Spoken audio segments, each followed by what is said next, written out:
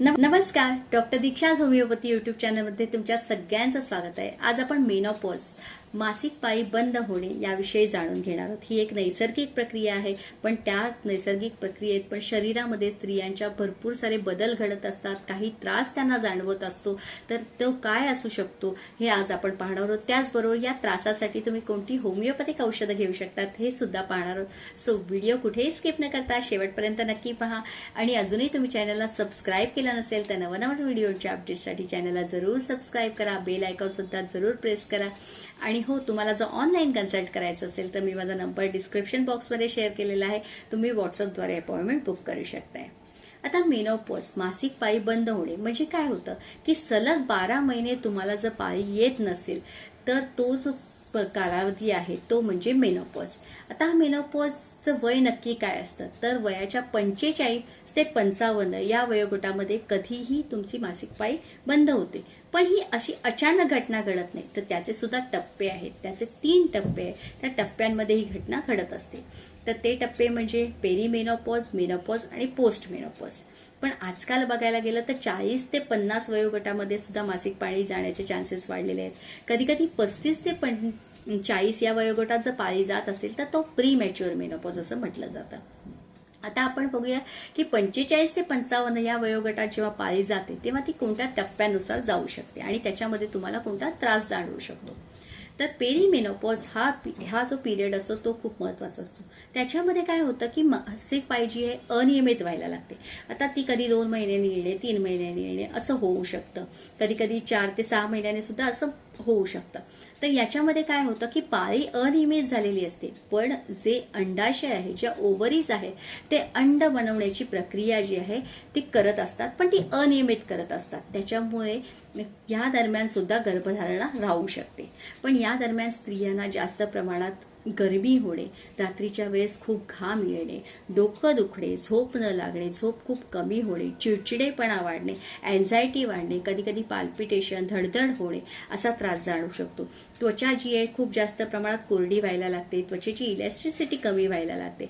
त्याचबरोबर जे आहे ते योनी मार्गामध्ये सुद्धा कोरडेपणा खूप जास्त वाढायला लागतो आणि त्याच्यामुळे संबंधांच्या दरम्यान डिस्कम्फर्ट व्हायला लागतो। कधी कधी संबंध ठेवण्याची इच्छा न होणे असा त्रास जो आहे, अशी लक्षणं जी आहे ती जाणवू शकतात। नंतरचा जो पिरियड आहे तो म्हणजे मेनोपॉज। आता मेनोपॉज या पिरियडमध्ये काय होतं की ओव्हरीज, अंडाशय जे आहेत ते इस्ट्रोजन नावाचा हार्मोन तयार करणे बंद करतात आणि तो हार्मोन तयार करणे बंद झालं की जे अंडाशय अंड तयार करण्याची प्रक्रिया जी असते ती पूर्णपणे बंद होते आणि त्याच्यामुळे सलग 12 महिने तुम्हाला पाळी येत नाही। हा जो पिरियड आहे तो म्हणजे मेनोपॉज। आता या नंतरचा पिरियड आहे पोस्ट मेनोपॉज, म्हणजे तुमचं पूर्ण 12 महिने पाळी आलेली नाहीये, तर त्यानंतरचा जो कालावधी आहे तो म्हणजे पोस्ट मेनोपॉज। आता पोस्ट मेनोपॉज पिरियडमध्ये तुमची जी पेरीमेनोपॉज पिरियडमध्ये दिसणारी लक्षणं पूर्णपणे कमी व्हायला लागतात, पण ह्या दरम्यान जे आहे ते तुम्हाला थोडासा वेगळा त्रास, हृदयासंबंधित त्रास वाटणे किंवा बीपीचा त्रास वाटणे किंवा कोलेस्ट्रॉल वाढायला लागणे अशी जी आहे लक्षणं दिसू शकतात।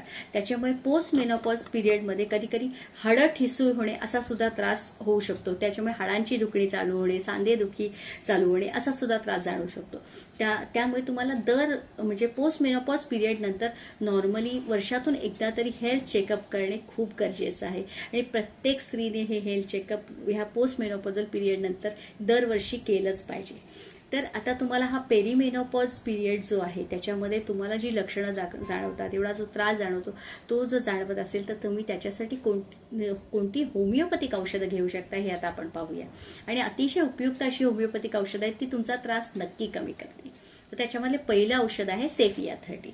सेफिया 30 हे औषध तुम्हाला इरिटेबिलिटी, चिडचिडेपणा खूप वाढलाय, अँझायटी वाढलेली आहे, त्याच्याबरोबर नेहमी एकटं राहावंसं वाटणे, कोणामध्ये मिक्स व्हावंसं न वाटणे, कॉन्सन्ट्रेशन होत नाही, नेहमी कन्फ्यूज माइंड राहतंय, अशी सिच्युएशन झालेली आहे, ब्रेन फॉग झालेला आहे। त्याच्याबरोबर योनी मार्गामध्ये कोरडेपणा खूप वाढलेला आहे आणि संबंधांदरम्यान खूप त्रास जाणवत आहे किंवा संबंध ठेवण्यास इच्छा न होणे असा त्रास आहे आणि कधी कधी गर्भाशय खाली आल्यासारखं वाटणे, असा जर तुम्हाला त्रास असेल, शरीरात खूप गरमी निर्माण झाल्यासारखं असेल तर तुम्ही सेफिया 30 हे औषध घेऊ शकता। हे औषध तुम्ही 3 थेंब रोज एकदाच दिवसातून घ्यायचे, 1 चमचा पाण्यात मिक्स करून घेऊ शकता किंवा डायरेक्टली जिभेवरती घेऊ शकता किंवा तुम्हाला त्याच्या गोळ्या बनवून मिळाल्या तर तुम्ही 6 गोळ्या डायरेक्टली जिभेवरती घेऊ शकता. दिवसातून एकदा हा डोस घेऊ शकता. नंबर 2चं औषध आहे लॅकॅसिस 200. हे औषध जर तुम्हाला वारंवार डोकं दुखणे असा त्रास आहे, शरीरामध्ये खूप गरमी वाढणे असा त्रास होत असेल, तसंच एवढी गरमी वाढते की गळ्याभोवती किंवा मानेभोवती किंवा कमरेभोवती काही टाईट बांधलं तर त्रास व्हायला लागतो असा त्रास असेल आणि खूप गरमीचं प्रमाण खूप वाढलेलं असेल शरीरामध्ये, तर तुम्ही लॅकॅसिस 200 हे औषध घेऊ शकता. हे औषध तुम्हाला फक्त आठवड्यातून एकदाच घ्यायचंय. 3 थेंब डायरेक्टली जिभेवरती औषध घेऊ शकता फक्त आठवड्यातून एकदा. असं तुम्ही 4 डोसेस घेऊ शकता. त्याच्यानंतर ते औषध घेण्यापूर्वी एक अर्धा तास अगोदर आणि अर्धा तास नंतर काही खायचं नाहीये. त्याच्यानंतर तुम्हाला 1 महिन्याच्या ड्युरेशन नंतर कसं वाटतंय, जी तुमची लक्षणं कशी आहेत, त्यानुसार तुम्हाला पुढचा डोस होमिओपॅथिक डॉक्टरांच्या सल्ल्याने तुम्ही घेऊ शकता. नंबर 3चं औषध आहे इग्नेशिया 30. याच्यामध्ये पेशंटला जी आहे मूड स्विंग्स खूप जास्त होतात. म्हणजे याच्यामध्ये त्यांना कधी कधी खूप कंटाळवाणं वाटतं, कधी कधी खूप राग येतो, कधी कधी चिडचिड खूप होते आणि कधी कधी खूप रडायला येतो.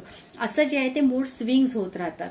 तर या वेळेला तुम्ही या कंडिशनमध्ये तुम्ही इग्नेशिया 30 हे औषध घेऊ शकता. हे औषध तुम्ही 3 थेंब डायरेक्टली जिभेवरती घेऊ शकताय किंवा 1 चमचा पाण्यात मिक्स करून घेऊ शकताय.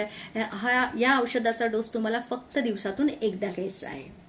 नंबर 4चं औषध आहे टॅबलेट होमिओकॅल. तर त्यामध्ये काय आहे, ह्या गोळ्यांच्या स्वरूपात तुम्हाला अवेलेबल होतील. याच्यामध्ये तुम्हाला हाडांची दुखणी चालू झालेली आहे, म्हणजे सांधे दुखी होते किंवा वारंवार पाय दुखणे, कंबर दुखणे असा त्रास सुरू झालेला आहे, तर त्यावेळेला तुम्ही टॅबलेट होमिओकॅल ह्या गोळ्या घेऊ शकता. ह्या गोळ्या थोड्या मोठ्या साईजमध्ये येतात, तर ह्या तुम्हाला 2 गोळ्या सकाळी आणि 2 गोळ्या रात्री अशा दिवसातून 2 वेळा चोखायच्या आहेत. नंबर 4चं औषध आहे ग्रॅफायटिससाठी. याच्यामध्ये तुम्हाला त्वचेचा कोरडेपणा खूप वाढलेला आहे, त्वचा खूप ड्राय झालेली आहे, त्याच्यामुळे तुम्हाला कॉन्स्टिपेशन होणे, पोट साफ होत नाही, वजन खूप वाढायला लागलेलं आहे आणि त्वचेचे प्रॉब्लेम सुरू झाले, तर अशा वेळेला तुम्ही ग्रॅफायटिस 30 औषध घेऊ शकता. हे औषध तुम्हाला 3 थेंब 1 चमचा पाण्यात मिक्स करून दिवसातून फक्त एकदाच घ्यायचं आहे. असं ही होमिओपॅथिक औषधं आहेत जी तुमचा त्रास ह्या दरम्यान तुम्हाला पेरिमेनोपॉज पिरियडमध्ये जो होणारा त्रास आहे, जी दिसणारी लक्षणं आहे ती नक्की कमी करू शकता. तुम्ही होमिओपॅथिक डॉक्टरांच्या सल्ल्याने ही औषधं घेऊ शकताय. तुम्हाला माझा व्हिडिओ कसा वाटला हे कमेंट बॉक्समध्ये जरूर शेअर करा. व्हिडिओ आवडला असेल तर शेअर करा, लाईक करा, सबस्क्राईब करायला विसरू नका. Stay safe, stay healthy. Thank you.